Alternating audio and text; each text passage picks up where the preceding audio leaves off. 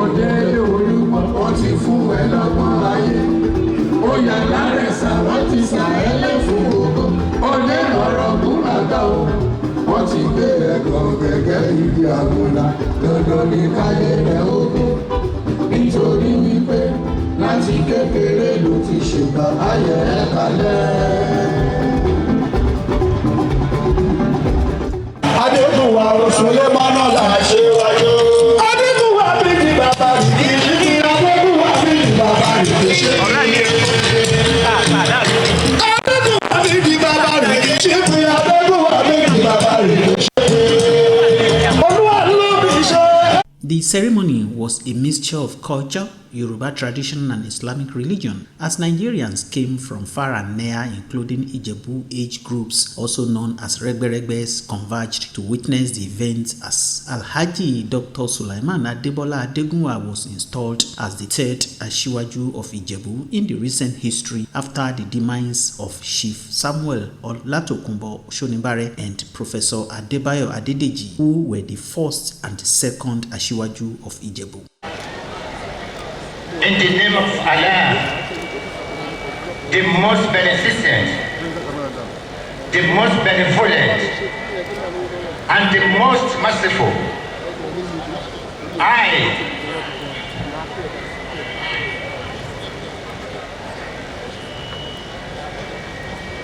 do solemnly swear that I will be faithful and bear true allegiance to Ijebu land, its peoples, progress, development, and cultures, and to the Awujale. I'm paramount ruler of Ijebu land, and at all times promote, protect, and defend all institutions attached to the office of the Awujale. I further solemnly swear that I will be faithful and bear true allegiance to the Awujale and paramount ruler of Ijebu land, and in particular remain loyal to the incumbent of the said office. I shall, to the best of my knowledge and ability, support him in all his endeavors for the peace, unity, stability, integrity, solidarity, well-being, prosperity, and development of the Ijebu kingdom and its people. As Asiwaju, I pledge my support and loyalty to the Council of Chiefs of the Ijebu land, and at all times contribute my best to the activities of the Council as may be required of me for the progress of the Council and the development of the Ijebu land. As Asiwaju of Ijebu land, I pledge to contribute my best to the upliftment of Ijebu land, development, peace, and progress of Ijebu community at home and abroad, and above all, support the Awujale in all its services for the upliftment of Ijebu land, its people, and culture. So help me Allah.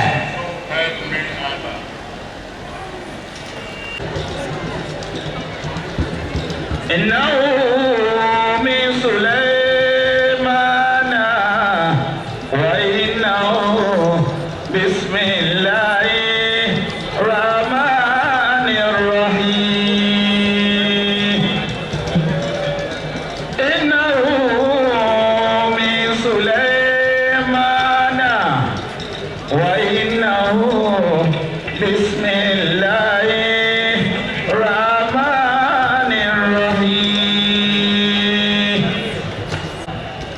وإنه بسم الله الرحمن الرحيم إنه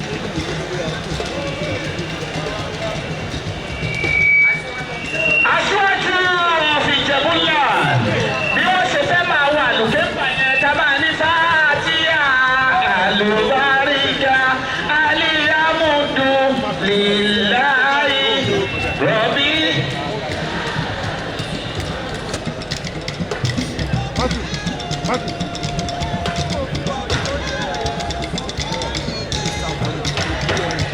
Ìbúrò màmá wa.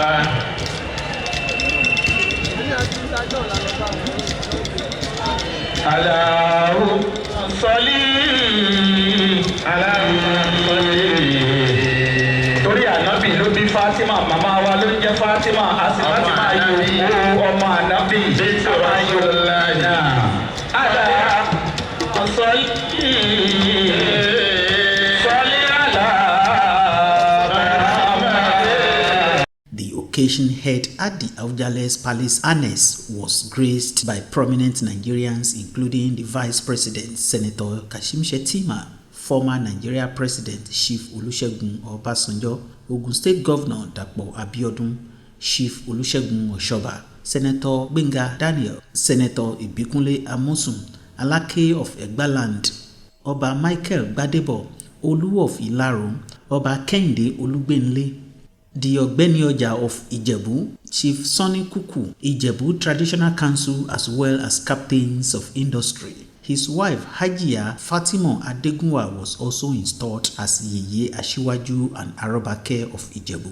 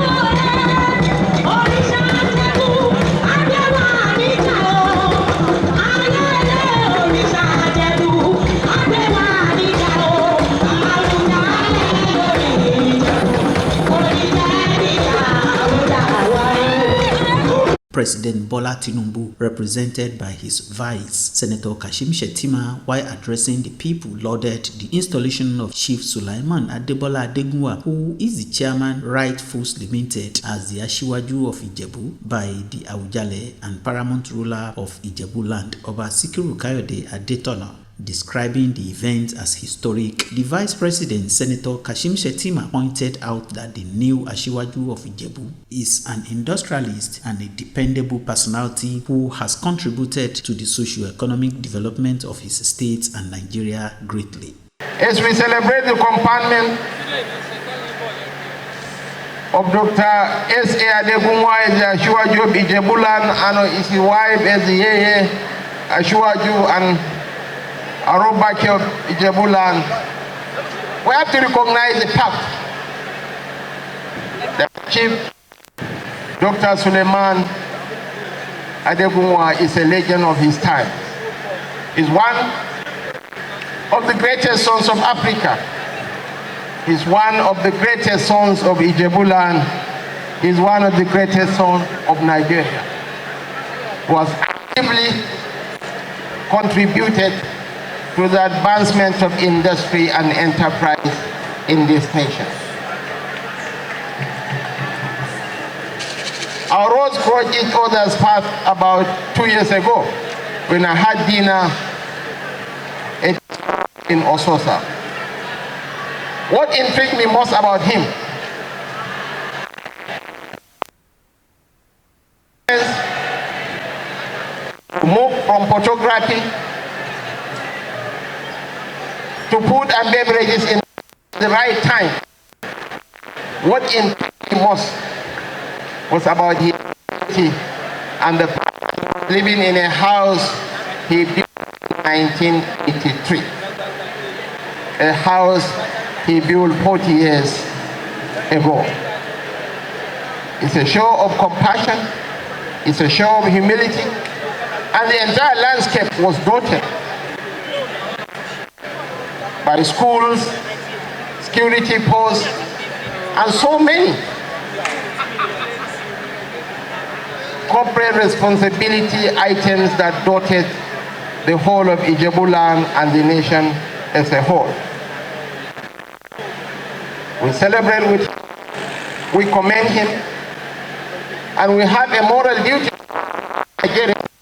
to emulate the likes of Chief Adegunwa. We are mightily proud of him.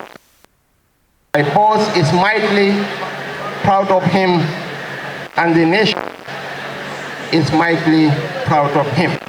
Congratulating the new Asiwaju, the host governor, Dapo Abiodun, commended the tenacity and hard work of Chief Adegunwa, who rose from position of photographer to an industrialist. The governor reiterates his administration's readiness to create more conducive environments for investors in Ogun State and called on both local and foreign investors to come and invest in the state. I remember that Baba started with photography. Photography, imagine such a humble background. Later on, Baba went on to printing out pictures, had a photographic laboratory. But Baba is so astute and he's so forward thinking. As soon as Baba saw that the age of these Polaroids and smartphones, Baba knew that it was time to move beyond the photographic laboratory. Baba therefore went into the food business, and today he's the chairman of Right Foods. The speed of growth and degree of spread of Right Food across the country is unbelievable. Baba's slogan is, I can and I am.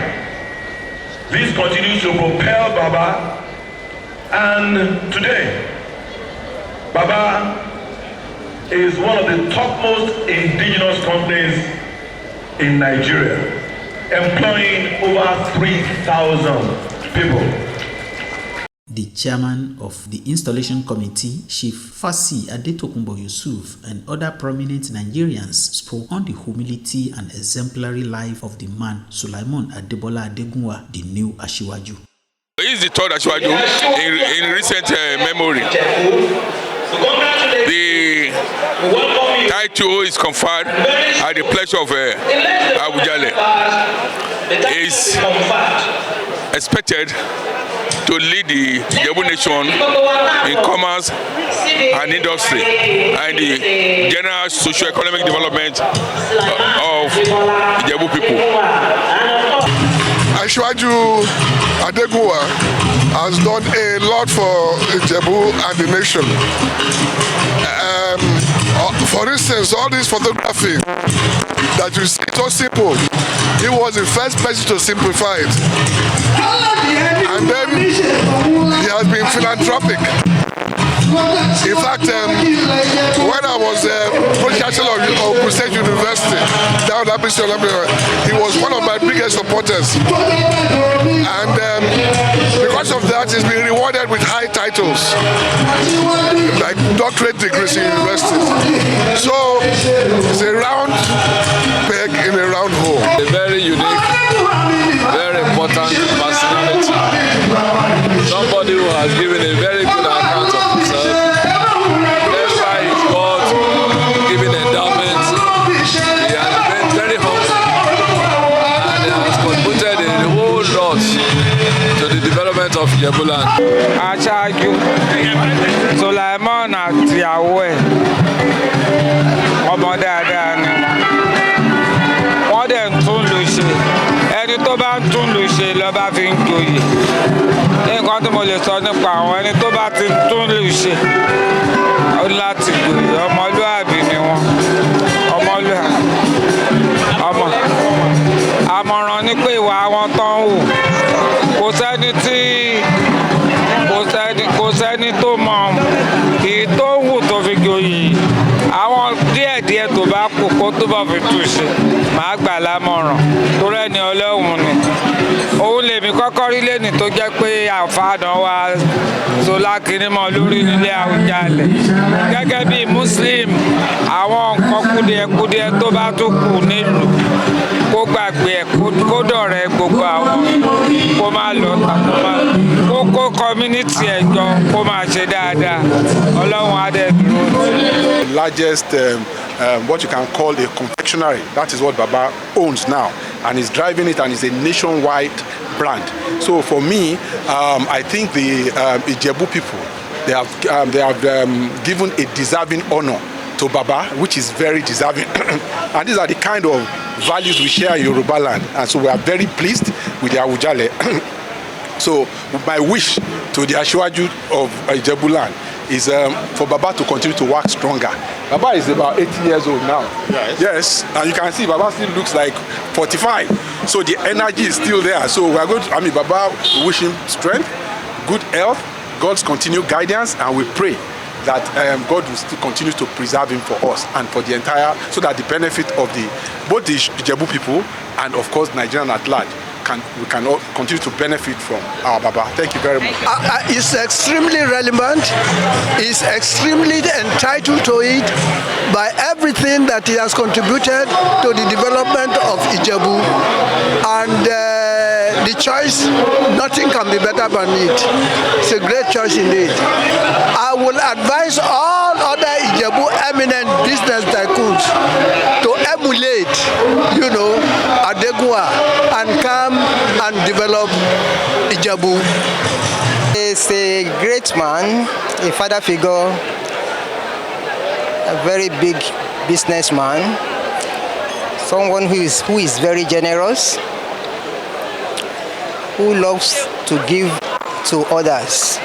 They are very, very nice, and they help people a lot, and I'm so happy that they got that title of Asiwaju of Ijebu land, because they did a lot in this Ijebu land, especially during the Ojujoba. He really tried a lot, and he empowered a lot of Ijebu children. So may God continue to bless him with his wife. May God Almighty continue to elevate him more. Appreciating the Awujale of Ijebu land, Oba Sikiru Kayode Adetono, the people of Ijebu, and other guests, the new Asiwaju Chief Adebola Adegunwa promised to serve Ijebu land conscientiously. Gbogbo yín tí ẹ wá sí ní ẹ padà sílé láyọ̀, ẹ débí láyọ̀, ẹ sì padà sílé láyọ̀. ní òṣè ọjọ́ táwọn máa rojọ́ kì í pẹ́ ká gbádùn lọ. Ọlọ́run ẹ̀kọ́ fún wa nígbàdùn náà pẹ́. Thanks very much the Vice President, our Igbo Governor, thanks very much. Our Deputy Governor, thanks very much, Akane. I wish you best of luck back to your destination. As you arrive here in peace, inshallah, you will go home back in peace. You will never regret of coming to our source. Thanks very much for all the days. God will be with you all. Thanks very much. And all the ministers coming from Abuja, I appreciate you very much. God bless you. And Baba Ashoba is not here now. He has gone to Lagos. No. Now Baba Ashoba here. And our Baba Sojo too, who have just left. And we reach Lagos in peace and not in pieces. Thanks very much. The ceremony thereafter moved to the residence of the new chief in Ososa, where guests were hosted to a grand reception with a popular musician, King Sunny Ade, on the bandstand and entertained the gathering.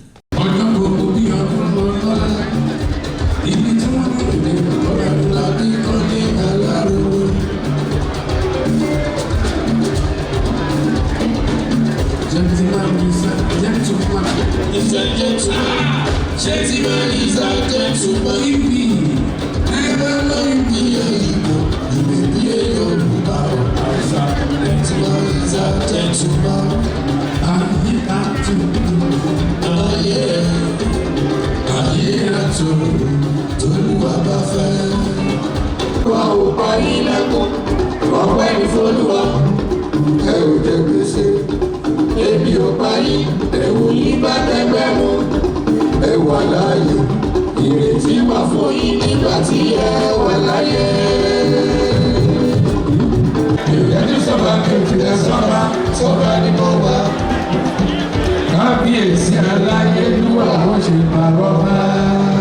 The new Asiwaju, Chief Adebola Adegunwa, and his wife, Yeye Asiwaju and Arobake of Ijebu, Chief Fatima Adegunwa, could not hide their joy as they moved to the melody of the music.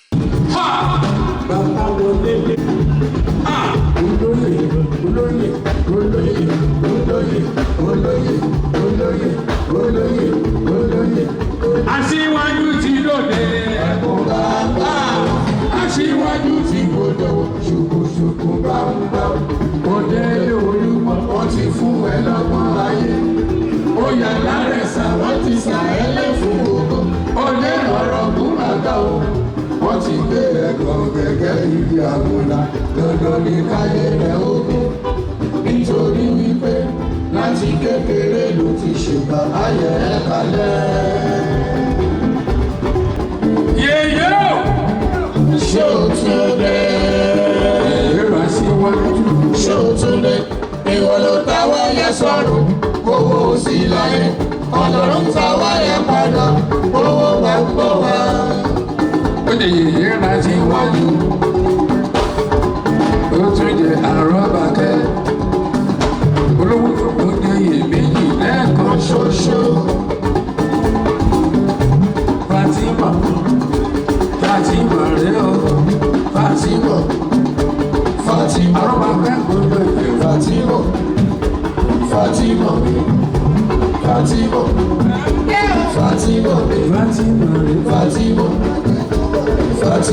ìrántí wájú Fatima ìrántí wájú